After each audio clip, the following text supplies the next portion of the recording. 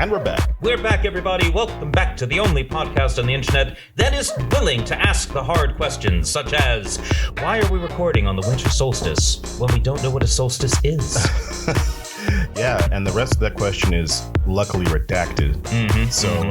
That's why you won't understand why we are doctors. But not doctors, my friends. I am Dr. Silverstein. I'm Dr. Armshaw. And this week, we are bringing you our last episode of 2025. Right, that's true. This is the final thing that we're going to be doing, because after this, it's all mince pies, port wine, and, singing carols round a fire in incredibly ugly jumpers. Well, we have to find the ugly jumpers. We know that not everyone has them. So we're going to spend the next couple of days here at Doctors Not Doctors Studios, the £1 billion studio. Exactly.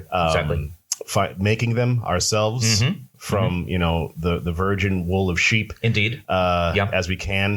Yeah. Because that's what we do. Well, exactly. Well, we're paid so incredibly well by our sponsors that, we can afford to take an entire week off just to go trekking in the Himalayas to find the softest of goat yarn. Goat yarn. Yeah, goat yarn. From the yarn goats. So close. Yeah. So close. Exactly. Didn't stick that landing at all.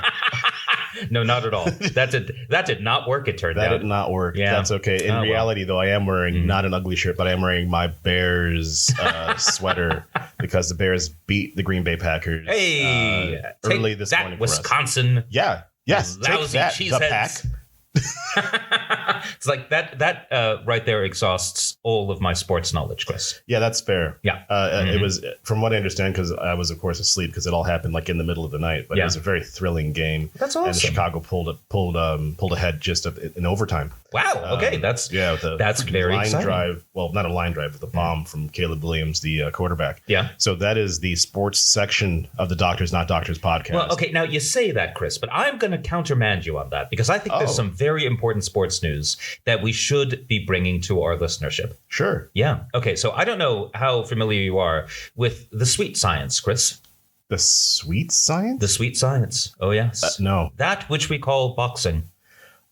Oh, yes, the world of boxing. Actually, if you follow Doctors Not Doctors on Instagram, you'll know where we're going with this. Because there's been some fun goings on in the world of boxing. Yes. Specifically in the world of boxing, insofar as it crashes headlong, no pun intended, into the world of online influencers. So, Chris, I think you know where I'm going. Would you like to take us there? Anthony Joshua. Jake Paul. Mm-hmm. Now, I think before we get into this, we need to understand who Anthony Joshua is. And I'm not going to lie, I wasn't perfect on understanding who he was until this happened. And we needed to understand just the foolishness of Jake Paul challenging this person. I mean, it is. Okay, so Jake Paul is, he's a... No. Let's not start with him. Everybody knows who Jake Paul is around the world. Okay, you're right. And I'm stealing the glory from a man who just punched Jake Paul repeatedly in the face until he fell down and couldn't get back up again. He had to go to the hospital, actually. I really don't. He broke his jaw in 2 places, and I don't want to steal that man's thunder.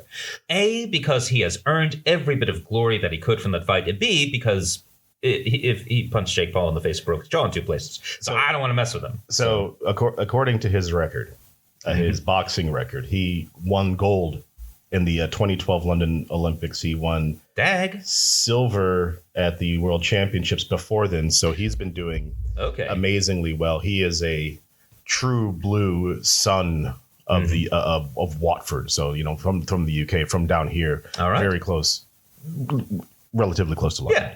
Right? Everybody knows who he is, and he is an utter legend, right? So when you have someone like Jake Paul, who is most famous for being a dickhead. Who has, to his credit, gotten better at boxing, but he has spent most of his boxing career fighting retired boxers. I think he fought Mike Tyson. He did, and it was sad. It was a sad spectacle.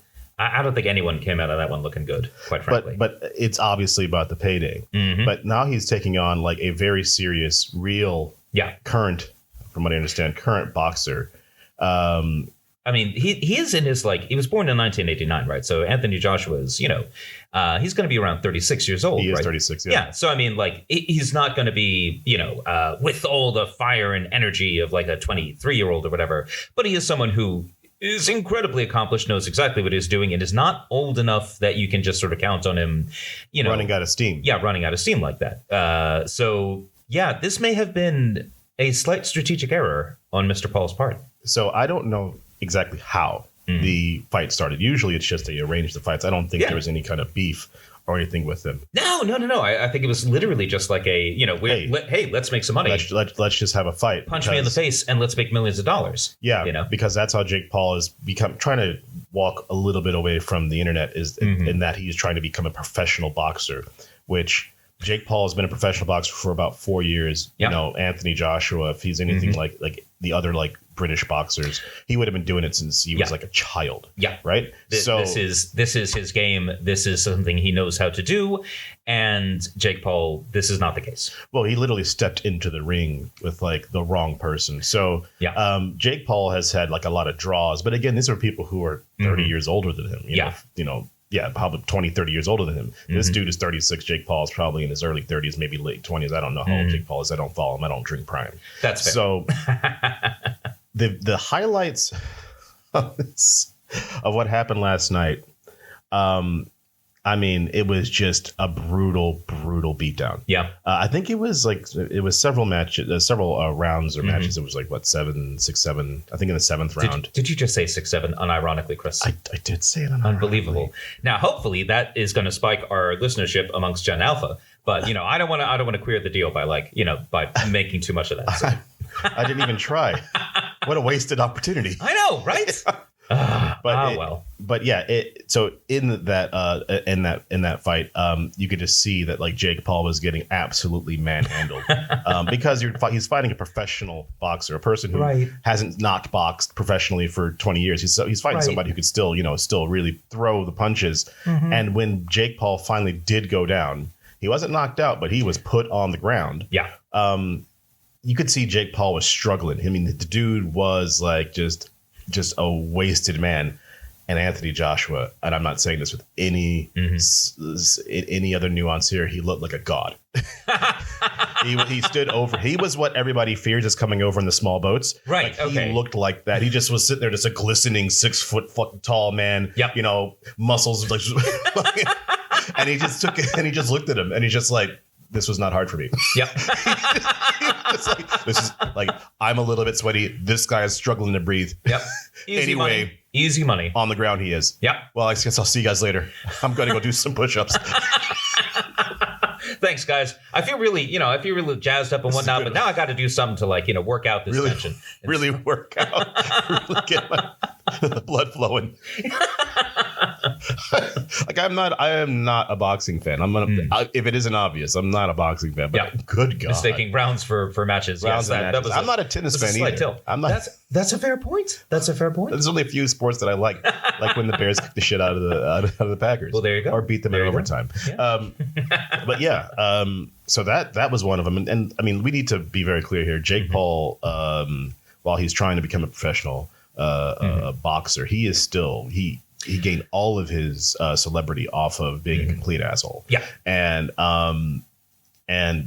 one of these things was when he went to Japan and started recording people in this forest where people kill themselves. Yeah. So we could wander around so we could find someone who had just recently hung themselves and then film the body. Yeah. And then he posted it. Yeah.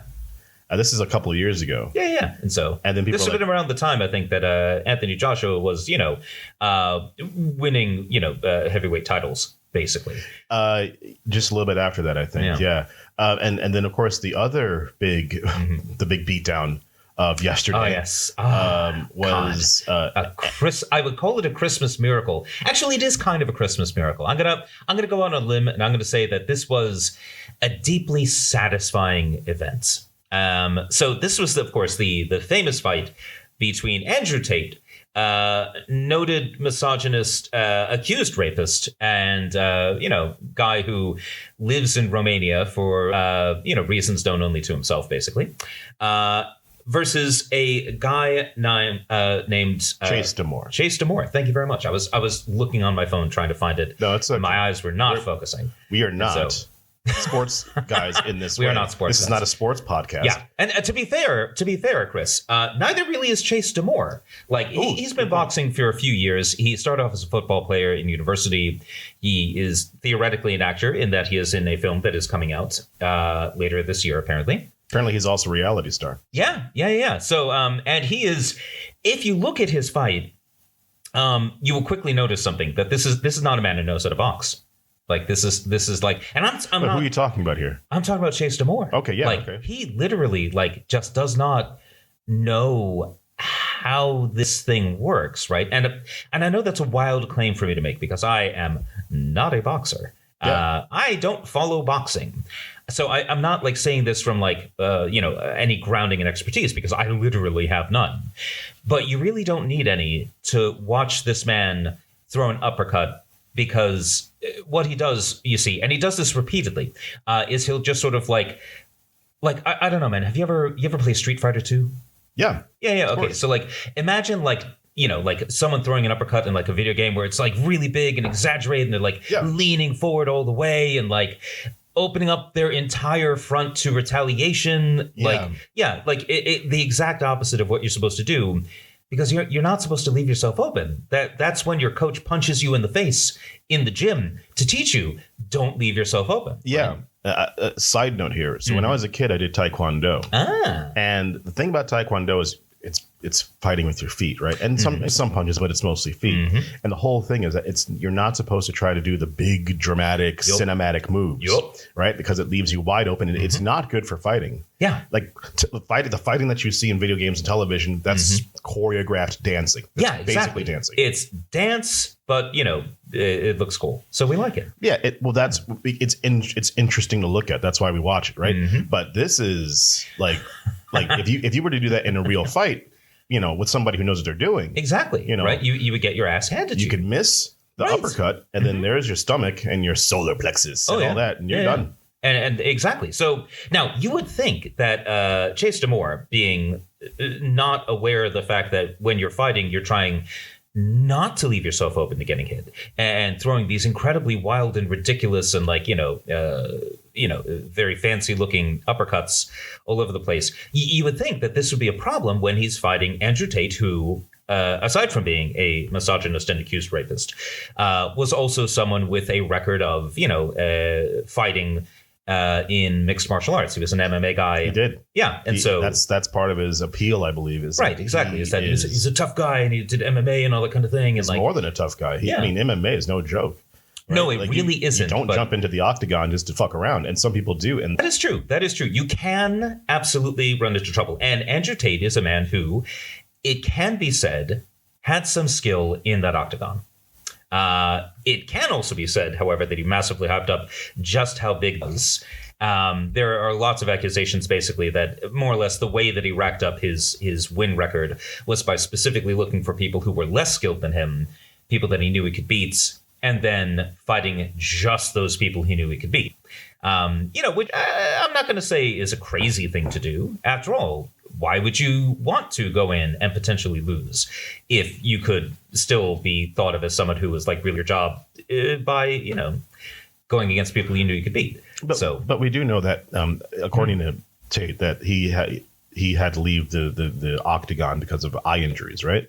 So maybe that's why it never really came to fruition that he wasn't able to that he couldn't fight people stronger than him or better or more talented than him. Well, that's true, actually. So maybe he was just protecting his eye. And I get it. If I was worried about my eyes getting beaten to death in the octagon, or losing your sight or whatever it is, right? I would probably say to myself, you know what, now's the time to step back. But it remains the fact that Andrew Tate is a man with actual experience fighting in the octagon. He is a man who built his public persona around being a strong, tough guy, and also a misogynist and accused rapist.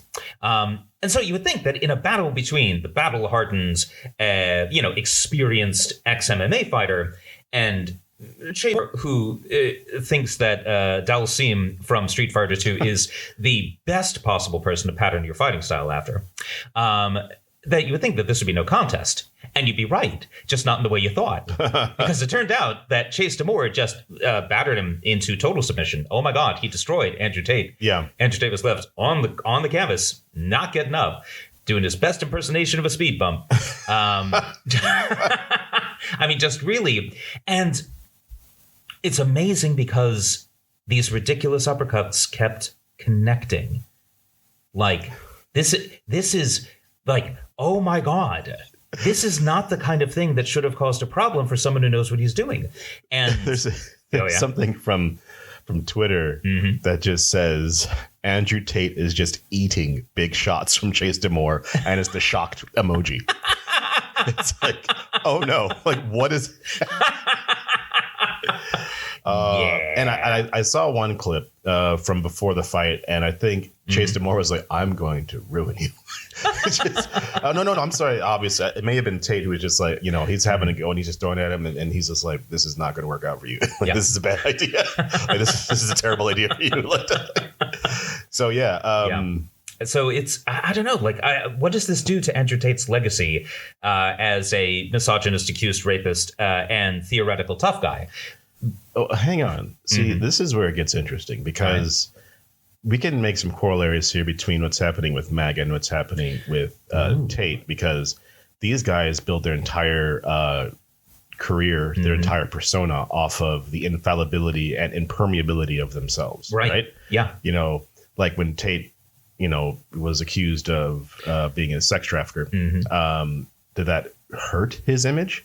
Because his image was being a misogynist and a pig. A guy who would literally teach you for a lot of money. If you pay him a lot of money, he will teach you how to commit crimes in order to force women to do work for you. And then you can take the money from them. Exactly. So that, I don't think that would hurt his image with the people who would pay him money and with his core base. No, but the 13-year-old boys who haven't yet learned how to talk to girls. No, they're going to think that's all great. And therefore, but like when you see your hero get just savaged, right?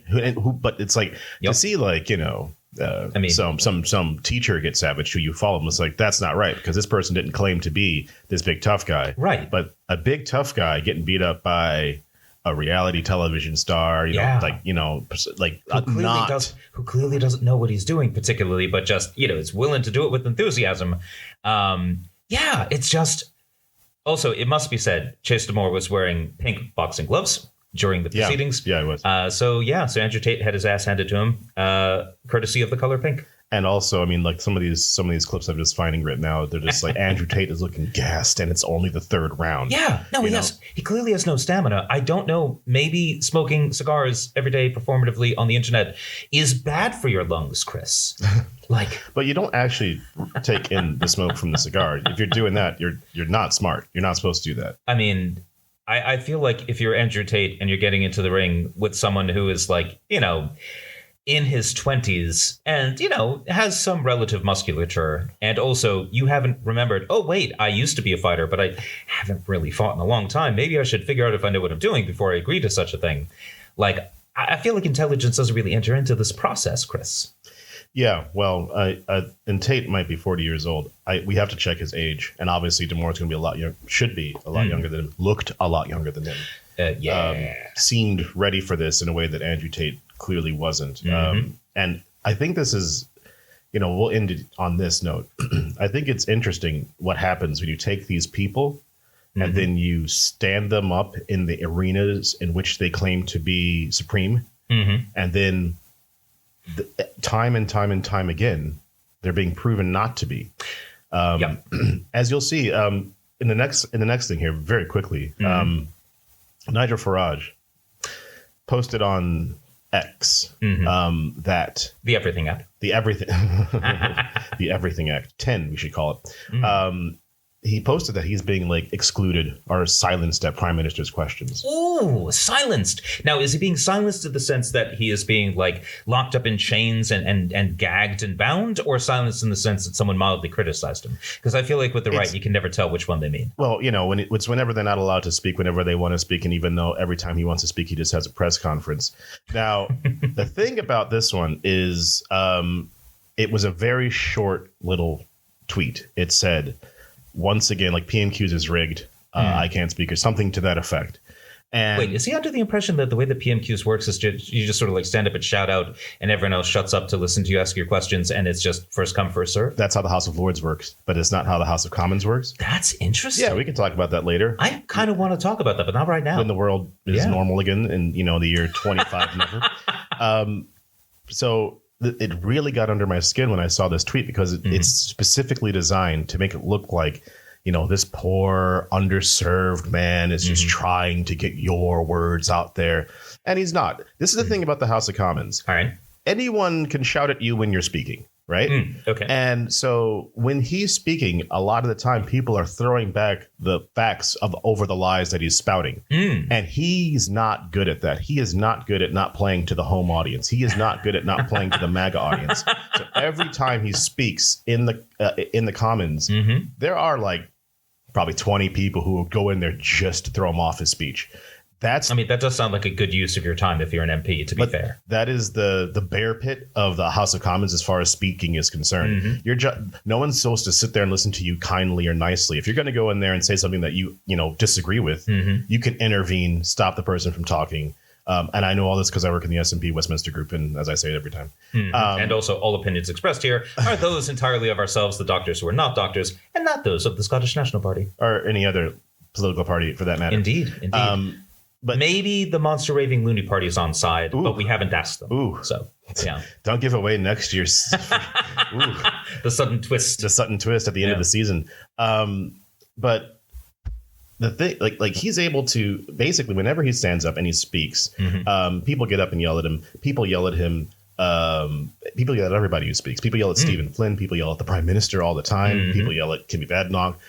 You're supposed to just be able to knock them back with rhetorical arguments and logistical arguments and say, yeah, whatever, and throw something back in their face. Yeah, if you're getting into the octagon, you got to be ready to throw a few punches. It is it is a speech version of the octagon because you work so hard to get there. Most of them work really, really hard to get there. Then we walk in, you get one speech that is nice to you. It's called your maiden speech.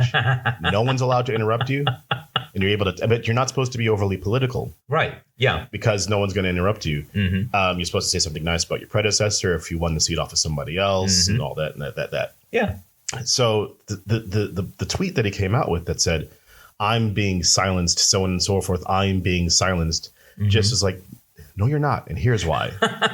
First off, anyone in the Commons can apply to put in a question to the Prime Minister every Wednesday. All right. About a week, on Thursday, the week before, you can table your question. And it's just, I want to ask Prime Minister anything. There is a ballot, right? Okay. And if you are in that ballot and if you're one of the top 15 people to be selected and the ballot is random, then sure. You have a chance of asking the Prime Minister questions, time permitting. Right. But there's another benefit. If you're a party leader, you don't have to put your name in the ballot. You're on a rotation. So Kimmy Badenoch, leader of the opposition, she gets automatically 6 questions to ask the Prime Minister. That's why the timing never makes sense. Right. And her name's never on the paper, but she gets a question every single week. Right. And then you have the leader of the third largest party, which was us, and now it's Lib Dems. They get 2 questions, and then the smaller parties are on a rotation. Right. Okay. Of which he is on that rotation. Right. Okay. He just doesn't have a lot of options. He's just on the rotation. Okay, so when he says he's being silenced, you mean what he means to say is that he's not getting special treatment where everyone has to shut up and listen to him ask a question, regardless of the rotation, the ballot, or any of the processes that exist to like manage the.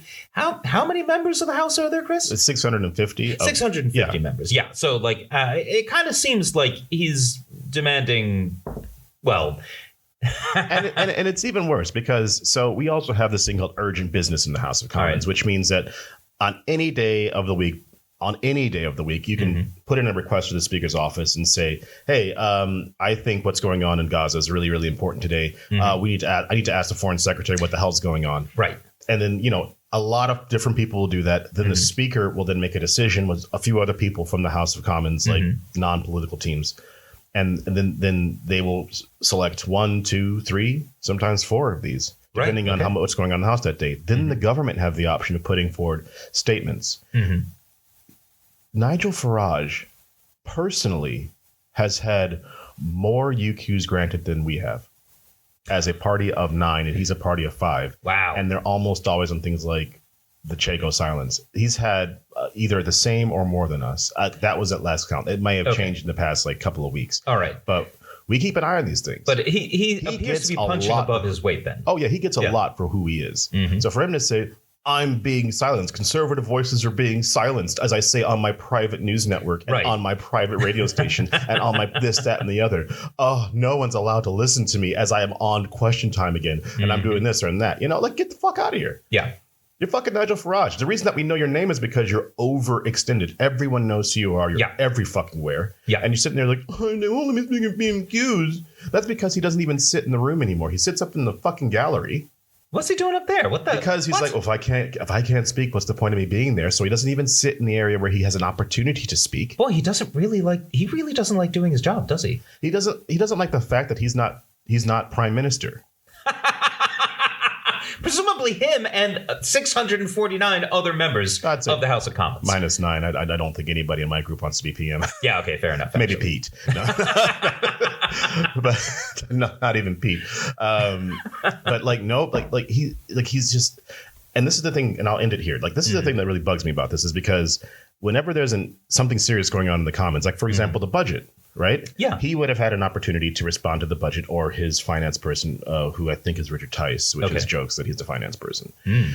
So he then had a press conference outside of Parliament where everybody ran in that press conference. And so he got a controlled audience. Right. You know, the press still asked him hard questions, but it didn't matter because he got his words out there. He got guaranteed time on television because the news networks here, the Sky, BBC, I assume, and obviously GB News would cut away and they would stop. They give you 20 minutes of time where he basically gives a free speech without any challenge. And then that's his day, because he does understand the futility of the Commons in that you get to make a speech in the Commons and then you go and do your job as an MP. But his job is to pretend like he is, is being silenced. Right. So he has a actual press conference to explain how he's being silenced. An actual press conference where all the media lines up to broadcast his words to everybody. Yeah. And not interrupt him and ask questions. No, so, they ask questions at the end. Yeah. Right. Well, that's the thing. But you don't interrupt the actual speech, right? Yeah. So, So it's, it is a hell of a thing I don't know, just to like spend so much of your time so clearly proving yourself wrong, right? When you're literally giving a speech in front of the entire media to talk about how the media won't cover your speeches, right? Or when you're a member of parliament and you're saying that like I am not getting special treatment and therefore I am being silenced. That's what he's saying. And but he's not saying that he's not giving a speech to say I can't give a speech. That's just hyperbole. But that might be a bit on the nose. But he is giving a speech to be like, to make sure that it doesn't get lost in the mix of Parliament, as in they're not going to cut away for they're not going to cut away for Nigel Farage for the 7th or 8th or 9th speech of the day, and they already got other stuff going on, right? So let's end it there. One last thing to talk about, all right, that you wanted to talk about before we get into the United States of America. Yes. Which obviously, for obvious reasons, there's a lot we want to talk about in the States. But there was a big scandal that Patrick brought to my attention just now, which we should talk about. So the Labour government has been, making a big meal out of the idea that they're going to be, cracking down on waste, fraud, and abuse and all that kind of thing, which, standard political rhetoric for any governments. But the Labour government appears to have made some pretty profound errors in terms of execution. Now, what am I referring to here? Well, apparently, it was decided that one of the ways in which fraud, waste, and abuse were being committed in the benefit system was by parents obtaining child benefit to which they were not entitled. Specifically, the idea was that there were thousands of parents who had claimed child benefit, legally and received the benefit, but then had left the country and were still receiving their benefits. Right. Now, in order to access the benefit system, one of the things you have to have is basically habitual residency. And there is a specific test for whether or not you meet habitual residency. One of the big ones, as you can imagine, is actually residing inside of the United Kingdom. Yeah, that's a big deal. Because when we're both citizens now of the UK. And I am a citizen of the Republic of Ireland. You're a citizen of the Republic of Ireland. But I am not foreign, according to the Immigration Act of 1973. Which we'll talk about in a second. Yeah. But I had to account for where I was for several years before I was able to get my passport. Absolutely, right? Because you have to be residing in the country for a certain amount of time. Exactly. I think more than 6 months in the year, basically, for enough years in order to qualify for qualify for indefinite leave to remain and whatnot. But yeah, so obviously this is not a crazy thing. If you're not going to live in the United Kingdom, it would not make sense to access benefits in the United Kingdom. So, if someone does move abroad, then they shouldn't be receiving child benefit. And obviously, you would want to have systems in place to prevent that from happening. And to make sure that, people don't accidentally leave themselves on the rolls when they have left the country for good, right? Yeah. Now, the problem is that the government apparently decided that this was a really big issue. And there must be tens of thousands of people who are doing this. And they figured that the way they were going to figure out who it was, right, was by going to the airports and saying, who's been leaving the country, who's been returning to the country, checking that against the benefit rolls and looking for people who had taken a flight out of the United Kingdom, but had not taken a flight back into the United Kingdom. Oh, wow. And then flagging those people and saying, right, they must be benefit frauds.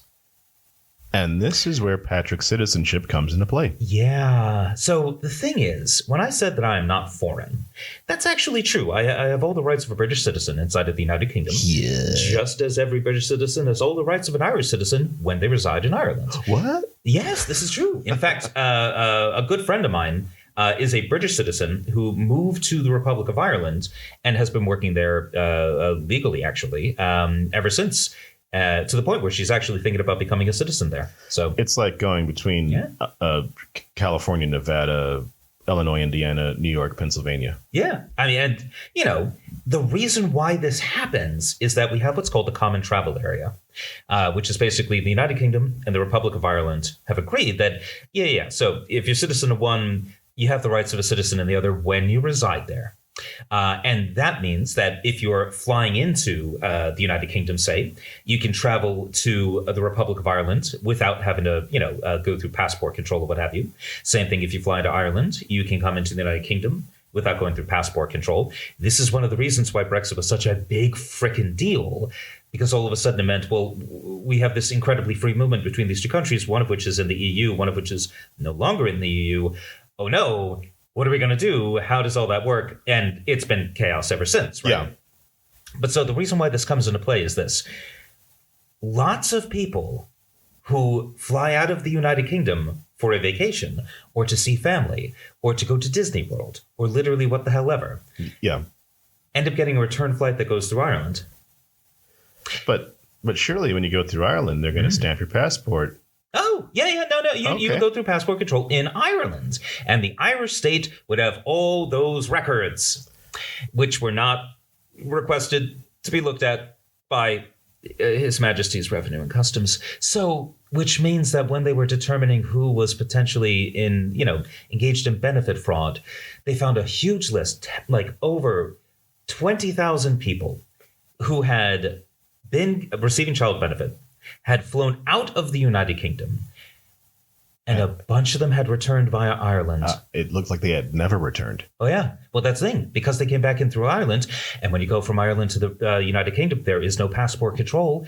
You're right. There was just no record of them having returned into Great Britain through passport control. Yeah. Now, this is such an incredibly common thing. They think that anybody who knew the first thing about how any of this works, if you explained to them the scheme, they would have been like, hang on a minute.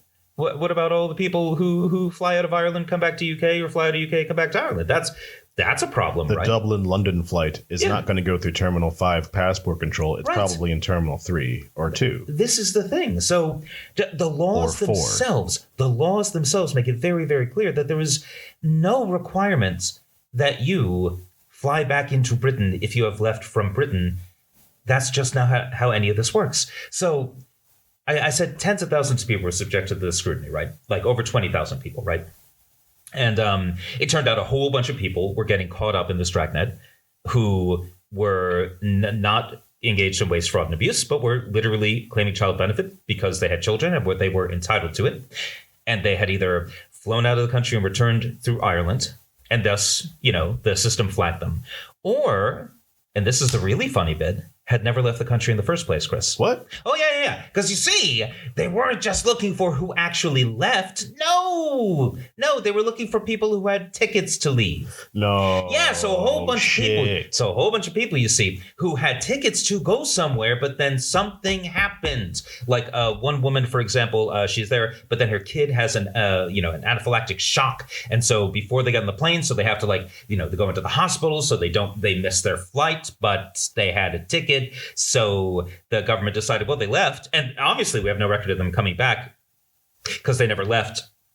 So they had their child benefits suspended. Good God. You have people who were going to go and visit family, but then there's a death and they can't leave, so it just this huge example of life happening in a way that is not easily seen through an algorithm in the middle of Whitehall.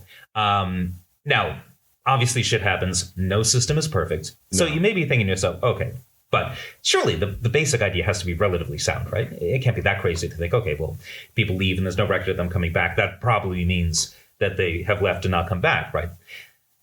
And you'd be wrong, because you want to know what percentage of the people whose benefits were stopped, it turned out, were incorrectly identified in the first place. What is that number? 60%. 60% of the people. 3 out of every 5 people identified caught up in this had either never left the country or just returned via Ireland. So does that mean that 3 out of the 5 people that were caught up in this had their benefits stopped? Oh, 5 out of 5 people caught up in this had their benefits stopped. And most of them. Yeah, the vast majority of them, this stoppage was entirely wrong. Wow. It's just entirely wrong. And that's not to say that the other 40% all were committing benefit fraud. That's just to say that the other 40% didn't fall into this incredibly obvious situation that very, very dumb algorithm was clearly going to fuck up on.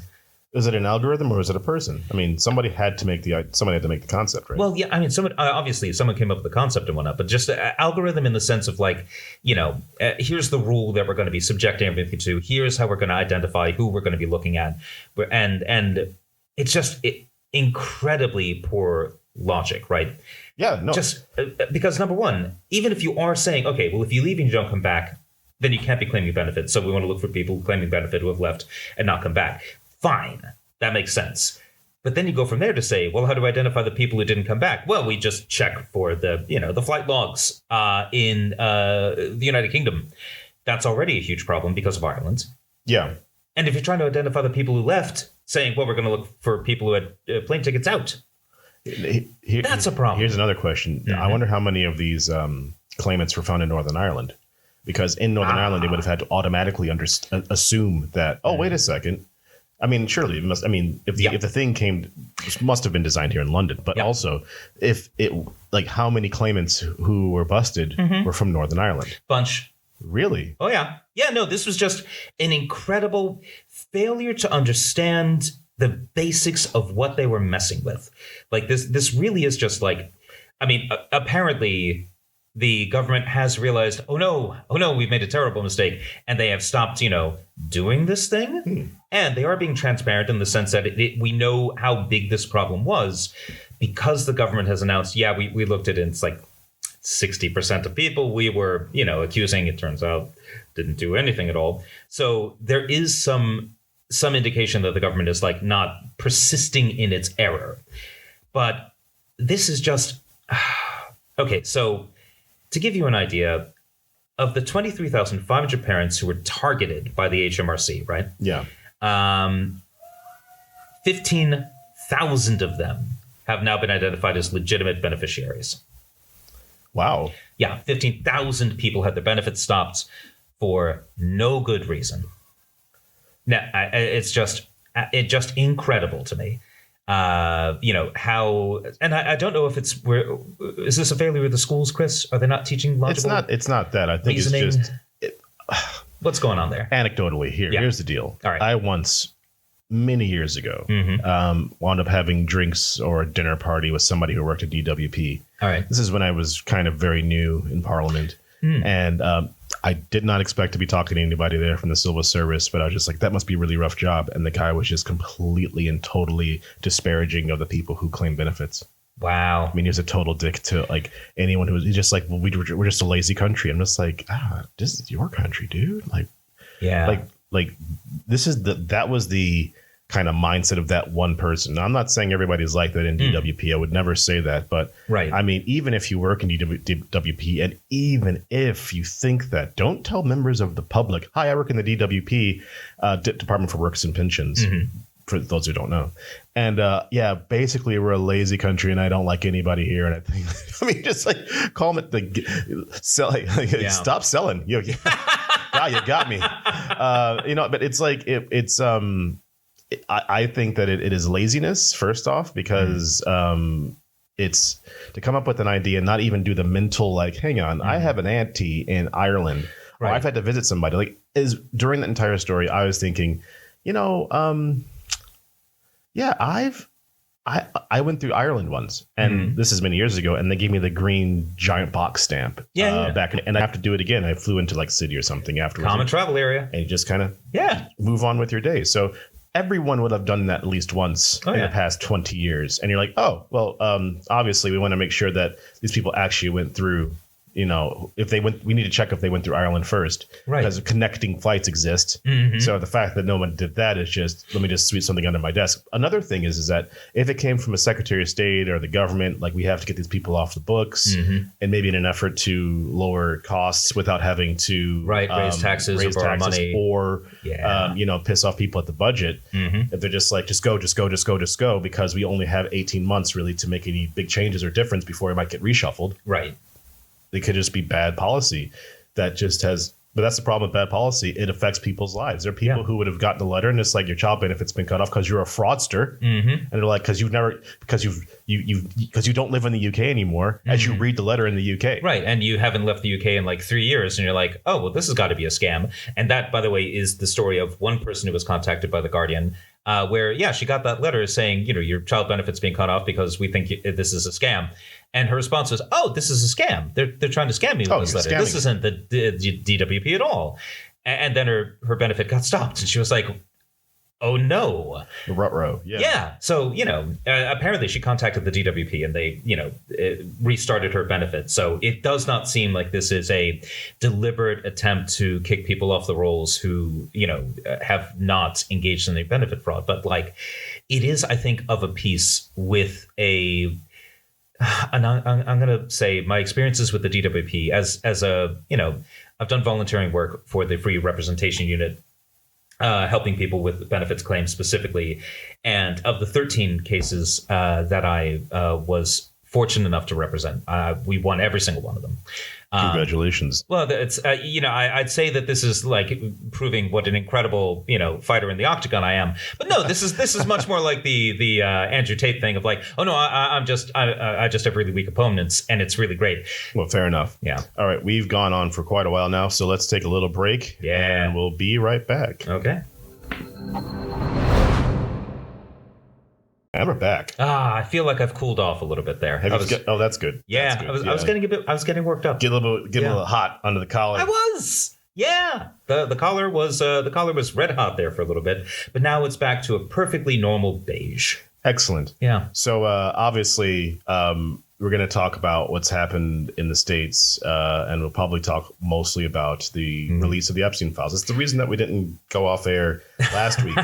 So on the 19th of December, which is 2 days ago, the federal government was ordered by the legislature, Congress, to release all unclassified documents, flight logs, so on and so forth, related to Jeffrey Epstein, Ghislaine Maxwell. Everything involving any plea deals made, anything involving his finances.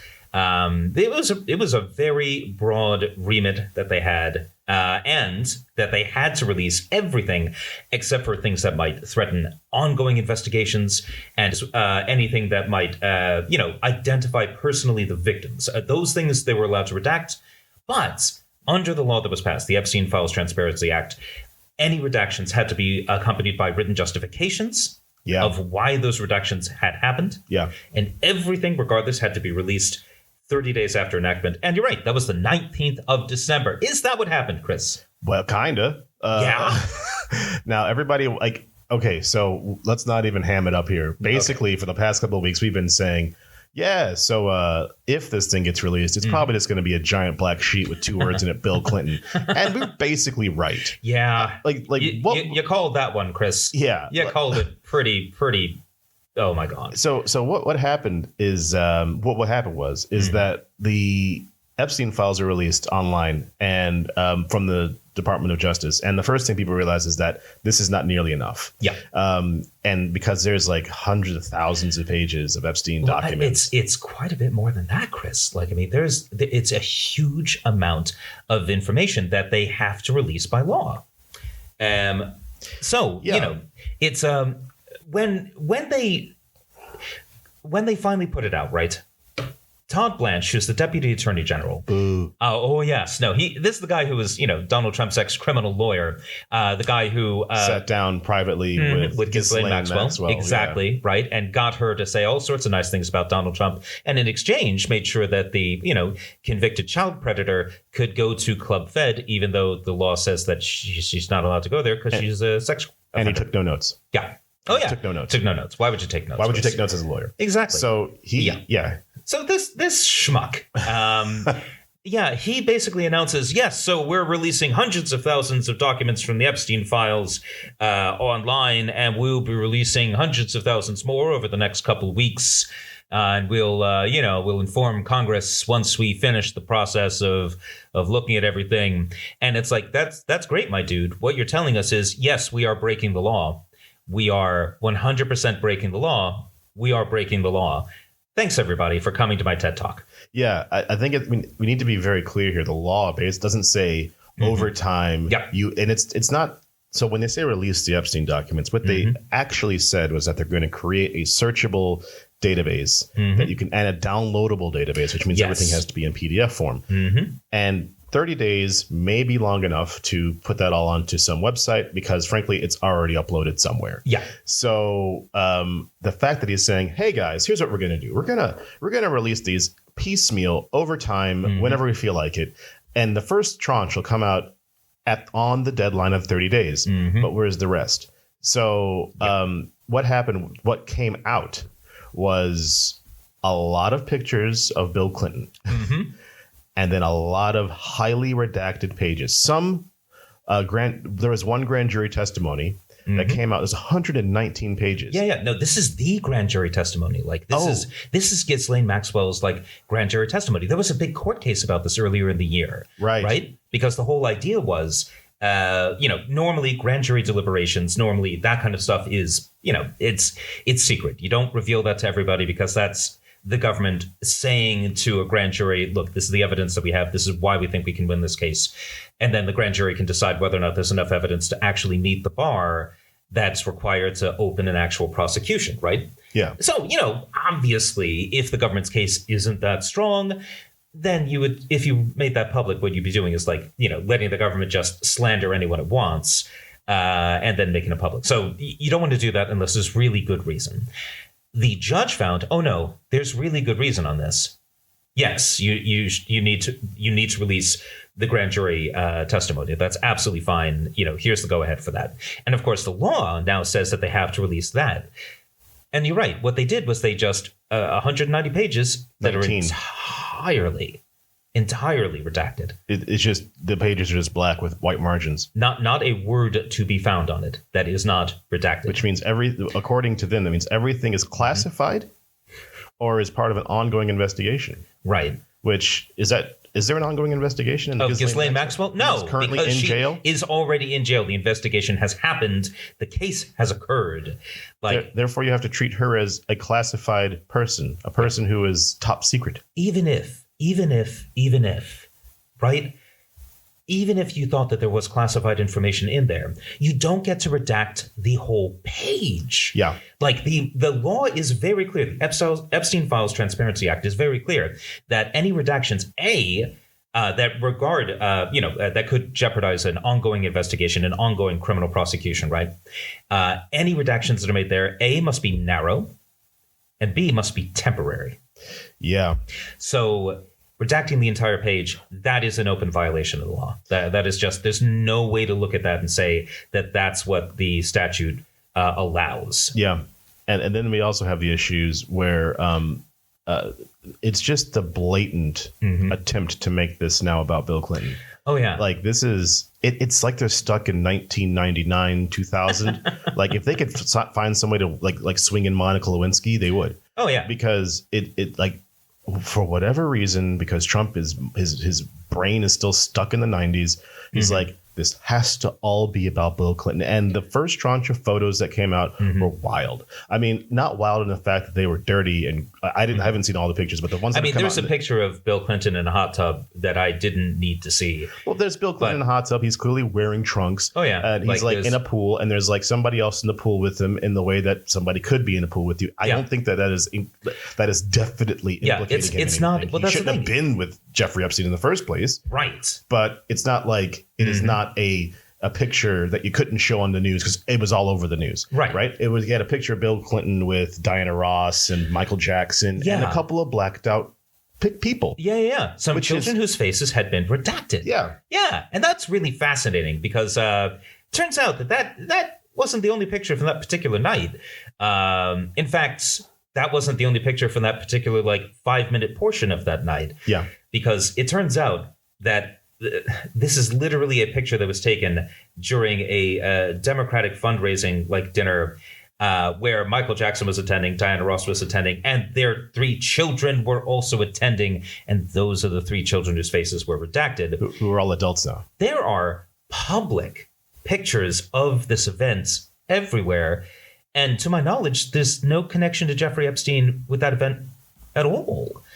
So it's not part of the Epstein Files. They just sort of put it out there and then blacked out the children's faces and then had their spokeswoman for the Justice Department imply that those blacked out faces were of victims. Yeah. Which is staring very close to the wind. Slander. This is defamation. I am one of those people who thinks that if there is any evidence of Bill Clinton knowing of Jeffrey Epstein's crimes, much less participating in Jeffrey Epstein's crimes, then that man needs to be absolutely investigated, within an inch of his life, and possibly prosecuted if there's evidence to support a prosecution. I have no brief for defending anybody who's caught up in this, if there's any evidence that they are actually caught up in it, right? But it really tells you something, that when they're clearly trying to throw all of the scent that they can onto Bill Clinton, they have so little that they have to make shit up and lie about it. And also, these pictures are 20 years old. I mean, first off, 1996, man. Yes, it's over 20 years old. Yeah. And so the one thing is, Patrick is right. You're steering. They're trying very, very hard to steer everybody to Bill Clinton while avoiding Epstein's, confessed best friend, Donald Trump. Yeah. Right? Which, again, this is the other third part of this, which is so obviously, it's not just concerning, it's just obviously bad. Mm-hmm. Today is Sunday. Yep. Right? Yep. The 21st. On Friday the files come out and there are 100,000 files or something, and people started going through them. It wasn't 100,000. It was less than 100,000. Oh, sorry. Yeah, Top Blanche said they was releasing hundreds of thousands of documents. Actually, it's a few 10,000. So 10,000. Probably 1% of what they have. Yeah. So you have, and half of that's redacted. And half of that is utterly and totally redacted without any written justification as required by the law. As required by law, yes. Yeah. And of course, Speaker of the House Mike Johnson sent all of the Republicans home on Thursday last week. He made sure that nobody. Boy, what timing! Wow, I know. Yeah. Gee, he's just But then you also had there were some stuff in the files that didn't make the redaction page. There was apparently some accusations that a teenager was brought to Mar-a-Lago by Epstein for Trump, but it was never said why. Interesting. But it has been. But in the documents, it did say that Epstein apparently nudged Trump and said, "What do you think?" Right now. Yes. Now again, nothing. There's no smoking gun there. But when the But there's smoke. But when a guy like Epstein brings in an underage person, and he's just like, what do you think? You're not gonna that's not a good phrase to come out of his mouth for you, like a child. No, it really isn't. Especially when we know that Jeffrey Epstein raped children. We do know that he knew that he was doing that. In fact, one of the things that came out with the release is that apparently one of the allegations is that when girls were brought to him, at one point he asked to see their IDs to confirm that they were under 18. Which I think is also in the files that were released as well. Like anything bad about Jeffrey Epstein isn't being concealed because he's dead, right? So who cares? Yeah. But then furthermore, there was also this other thing where there was a picture, because you didn't see any of these famous pictures of Trump and Epstein that we've all seen already. None of that was in there. Right. With the exception of one that was in Epstein's desk. So it was kind of like in a corner, and you blink it, you'd miss it. And there's some other stuff. There's some very few but very damning references to Trump on Friday and on Saturday. On Sunday, they're gone. Oh, yes. 16 documents have been removed from the Epstein Files website. And no explanation, no justification, just removed. Apparently, this is because the Department of Justice doesn't understand how the fucking internet works. Doesn't understand that, of course, people downloaded everything the second that they could, which means you've got everybody who did so able to say, oh, no, that was in the documents that I downloaded. Yeah. So there's proof that they removed them. And there's proof of redactions, for new redactions as well. Because there was, again, I think similar to that accusation of that teenager against effectively Trump, that his name is now removed from that testimony. Wow. So it was there yesterday. It is not there today. Okay. They are still actively removing his name in real time in front of us and telling us that what they're giving us is real. Again, all of this is breaking the law. All of this is illegal. They are breaking the law openly and brazenly. They are breaking the law in order to cover up for pedophiles. They are actively covering up for pedophiles and breaking the law in order to do it. There is, in my mind, no alternative way of understanding what it is that we are seeing. We know that they break the law. We know that they are covering things up in order to prevent embarrassment to the president. That is against the law as well. In fact, one of the elements inside that legislation explicitly says that you cannot redact anything for the purposes of preventing embarrassments for any person, basically. So this is a situation where everything that they're doing is illegal. Everything that they're doing is illegal. That's the issue. It's like the law is incredibly clear, but the DOJ should be being very clear about what they're putting out, and it should have all been out already. Yeah. It shouldn't be coming out in chunks. No, it should have come out on the 19th. Now, that was the law. Hang on. I just need to grab my work phone because because I have a lot of stuff on it that thank you. Because I don't have Twitter on my phone, so I've been trying that was just Chris desperately trying to signal our producer to try to hand over his phone. In the $1 billion studio, we have so many phones, you have to figure out which one to use. Yeah. But the thing that I wanted to look for real quick is the number of the immediate sycophantic tweets that came out.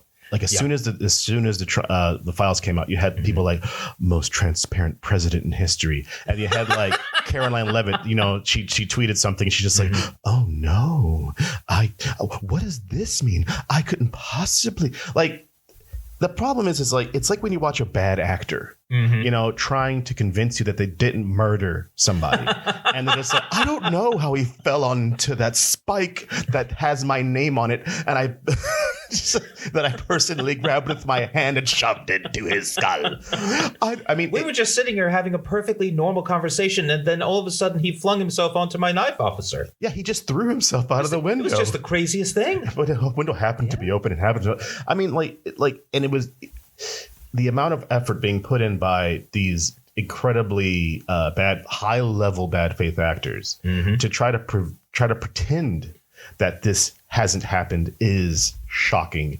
But also, I mean, I say it's shocking because it's shockingly bad. Yeah, that's what it looks like, because it's just so poor in how it's being conducted, and they're not even done it. They have to release the rest of the files. If they don't, my My prediction now is that if they don't, they're going to need a cow to sacrifice. It's going to have to be Pam Bondi. Oh, of course it's got to be Pam Bondi. And she's already in the list. She's already like, in theoretical chains here being dragged to the to the guillotine. I didn't want to say guillotine. I'm going to say guillotine. Like the gallows, reputational and professional guillotine. The reputational guillotine. There you go. But here's the thing, right? I'm going to read out to you, for those of you at home who don't have access to the internet, which is, I don't know how you're listening to the show if that's the case, but I'm going to read out to you just very quickly the very opening bit of Section 2, subsection A of the Epstein Files Transparency Act. In general, not later than 30 days after the date of enactment of this act, the Attorney General shall, subject to subsection B, make publicly available in a searchable and downloadable format all unclassified records, documents, etc., pertaining to Jeffrey Epstein. So why am I reading out the language of the act? Because it specifies the Attorney General, and it uses the word shall. And the thing is, in legislation, shall is a really important word. It means you do it. And if you don't do it, you're in violation of the law. Yeah. Right? Absolutely. So I mean, so there's no ambiguity there. Yeah. And it didn't say over time. It didn't say in pieces. So we've covered that. But I think the last bit is just like the I mean, here's the thing, right? Oh, okay. I've got one more bit to say on this. Oh, and this by is all that means. I've seen a lot of talk on the internet saying like, oh, this was why it was a mistake to ask them to release the files, because they've been, this just gave them an opportunity to lie and to conceal and to cover up. And the thing is, yeah, it did. And now we can see them doing it. And now this is going to dribble out for weeks. And now the story is going to keep going. And this is the Trump administration fucking up as much as it possibly could if their goal was to protect Donald Trump. And their goal is clearly now transparency. So the goal can only really been to protect him. And they are just incredibly bad at their jobs. I mean, I think this goes back to what we were talking about last week, which is, Trump and others believing that they can control the media by just declaring that, the up is down, black is white, the sky is green. And, there's 30% of the country that if you yell out the sky is green or grass tastes like, cake, they'll start eating grass and dirt. We've always been at war with East Asia, Chris. Yes, we have always been at war with East Asia. So, yeah. And that is a known thing in politics. It's a known thing in societies that there are always people who will put on the blinders and run off the cliff for you, but not with you.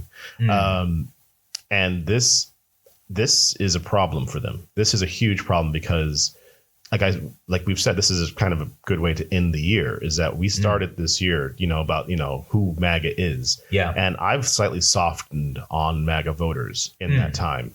I still believe that MAGA voted for Trump to hurt people. But I don't think everyone who voted for Trump voted to hurt people, because you see the reaction from MAGA people or people who voted Trump, I should say, when they when they see what's going on with ICE, when they see what's going on with the farmers, when they see what's going on with the country, they're like, this isn't really what I wanted. I just wanted them to take out the dangerous Latino drug gangs, which is like hard to defend against doing that. Yeah. I want to get the criminals. It's like, okay, sure. But we were all saying this is not about criminals. It's about anyone who isn't white. Yeah. And it's hard for, I think, people to kind of wrap their heads around that. They're at the core who knew that this was going to be fascism, and that this is what they wanted, and this is what they were actively in favor of. Yeah, you get your Fuentes's, people like that. They're pushing for this. They want jackboots on the ground. Yep.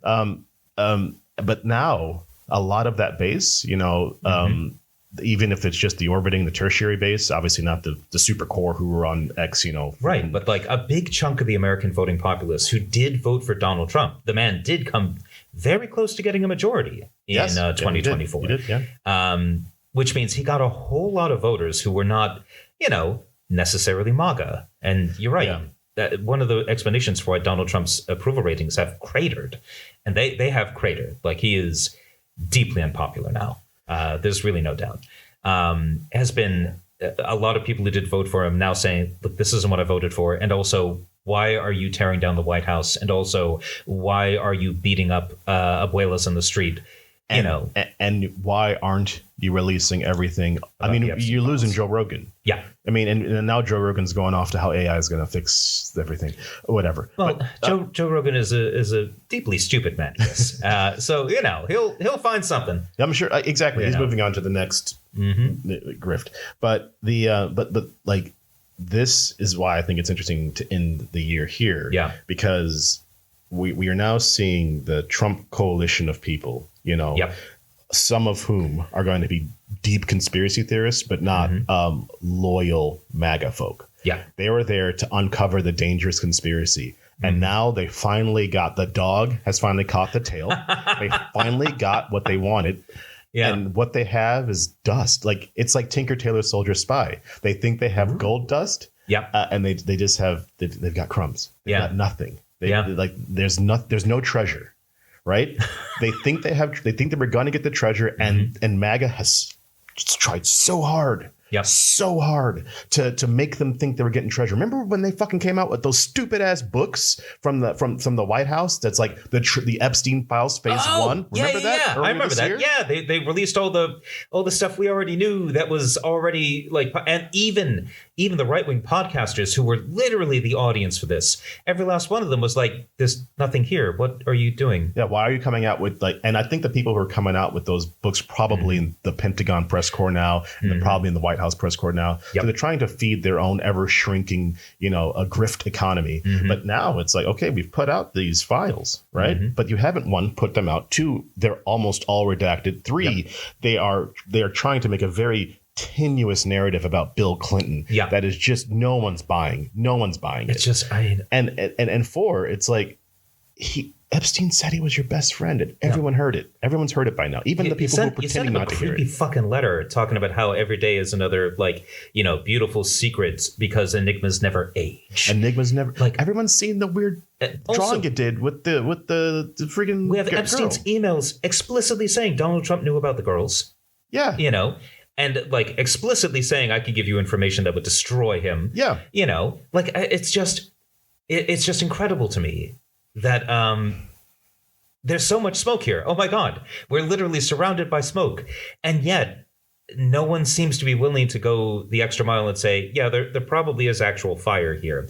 There's such a preponderance of evidence at this point that something is up, and at this point, either Donald Trump comes clean, shares everything, and proves that there's no truth to any of this nonsense, or we have to draw the conclusion that, yeah, he's done something horrible and he's actively covering it up and that he has to go. Well, I think between now and then, there's also the very high possibility of America starting an illegal war in Venezuela. And yeah, that'll distract people. That's going to work. But that won't distract people. It's not 2000, right? Yeah. Everybody understands why you're doing this. It's like this isn't the 1980s. He's not Margaret Thatcher. This isn't the Falklands. Right. Like his poll numbers aren't going to go up if you start attacking another country, right? Exactly, randomly, because you're already doing it and it's not working. His poll numbers aren't going up for blowing people up in the middle of the fucking sea. Yeah. So if you're going to start blowing them up in their homes, you're still not going to win because you're supposed to be the president for peace. So this is the amazing thing, right? The one thing Donald Trump, I think, realized politically was that the Iraq War was a political loser. Like, the Iraq War had shattered Americans' faith in the idea of America as the world policeman. That the idea that America should throw its weight around militarily. When the Iraq War started, for those of you who weren't Americans and alive in 2003, it's like the entire country went crazy. Half of the country was 100% on the side of, no, it's time for war. Yes, war is good. Anyone who is against the war is, a terrorist. Anti-patriotic, treasonous, yeah. Yeah, exactly, right? The Dixie Chicks, who are now known as the Chicks on account of Dixie is just, ugh. Anyway, their career was destroyed because they were country music singers who were against the Iraq War. So it's just sort of amazing to me that one of the few things Donald Trump actively realized, oh yeah, no, this is a thing that is true about American politics. Foreign wars like this are a terrible idea and people don't really want them. Yeah. Then now, in his moment of crisis, it looks like he might well be just trying to do an Iraq war, but in Venezuela. Let's do a war. Yeah. Let's just do it. Because apparently they were trying to do it in Mexico first. And then they're like, oh, that's not going to work I feel like, if anybody was in a position to like convince Donald Trump to back the fuck off, Claudia Sheinbaum was probably like top of the list. I think like, so. Yeah. She does not strike me as someone who suffers fools gladly. No. So yeah. So let's wrap it up there. All right. Let's say Merry Christmas and Happy Hanukkah and all the other December-based holidays. Exactly. Have a tip-top tet. And oh my God. Yeah, sorry, that's a Simpsons reference. That's a Simpsons reference, people. But yeah, like Merry Christmas, Happy Hanukkah, and Happy Holidays in general. And I hope that in this time of strife and conflict, where it seems like the world is against us and darkness may be winning over the light, we can all take comfort in the fact that Andrew Tate got his ass. Yeah, and Happy Jake holidays. Paul. Happy holidays. And as always, I'm Dr. Silverstein. I'm Dr. Ramshaw. And we're doctors. Not doctors. Good night.